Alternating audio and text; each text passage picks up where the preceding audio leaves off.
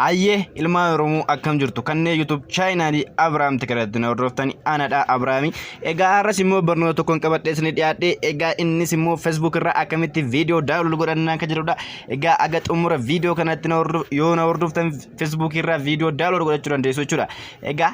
application Facebook download gochuudhaaf nu gargaaran application kana lamaan application kana lamaan jechaadha Facebook Lite fi downloader Facebook kan jedhu kana achi application isa kana description box irra sinifan kaasan qalama diimaatti mare kana description box irraa ni argattu achi website applicapur singalcha achi irraa download godhachuu dandeessu jechuudha egaa application kana description box irraa ni argattu jechuudha asumaan achi Facebook Lite ni seentu jechuudha Facebook Lite ala kanaan erga seentaniin booda video download gochuu barbaadan sana ni deemtu achiin booda Oromiyaa Media Network agallu ani achirraa Facebook download gochuu barbaadu amma fakkeenyaaf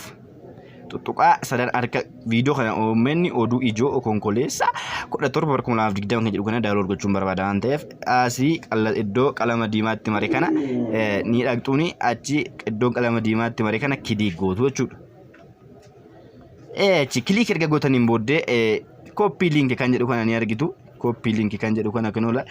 isa nama right godhe kana jechaadha ni argitu achitti copy link jettuuni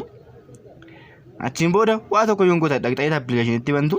suniif gadi buusaa jechaadha amma fakkeenyaaf waa tokko yoon godhu application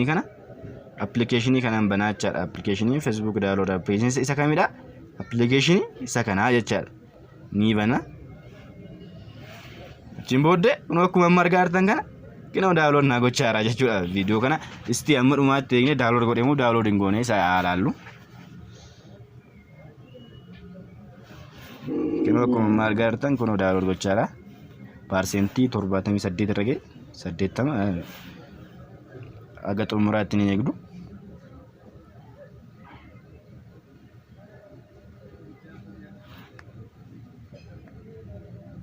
kino akkuma margaa artan jennaalee bakka tokko keessatti agarsiisu kino akkuma margaa artan fixnaatiin saalli speed guddaadhaan download godhachuu nama ture addaan kan paartii mormitootaa kan deeggartan mana hidhaa keessa jiru yaaddeessaa aluma kanaan download godhachuu dandeessu egaa application baay'ee bareedduudha egaa fixnatiidhaan illee download gochuu danda'a jechuudha egaa ala kanaan Facebook irraa video download godhachuu dandeessu warreen channel Abrahaam Tech jedhamu subscribe godhin amma YouTube keessanii deemtu egaa YouTube keessan ala kana argasanii dhufe kinoo mallattoo iddoo kana gubbaatti isti connection nan cufee baabannu achi asirratti Abrahaam jennaa jechaadha Abrahaam Tech jettanii ni katabdu